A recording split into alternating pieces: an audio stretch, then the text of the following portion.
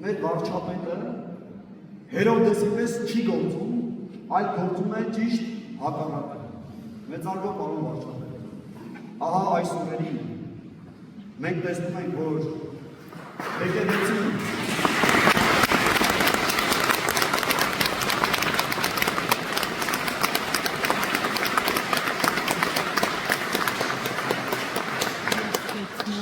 հարց այստեղ ես չեմ, իմ անձը չի, իմ կերպարը չի։ Մեկ բան կա, իմ շունթերով ես չեմ խոսում։ Աստված խոսում է մեր բերանով։ Երբ որ այդ բերանը փակում են, լռեցնում են նաև Աստծո խոսքը։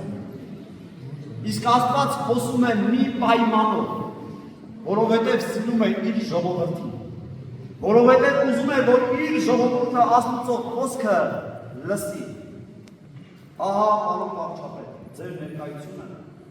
այս բերանի բաց պահեց, որ Աստված շարունակի իր ժողովրդի հետ խոսել, որ այս ականջները մաքուր խոսք լսեն, Աստծո խոսք լսեն,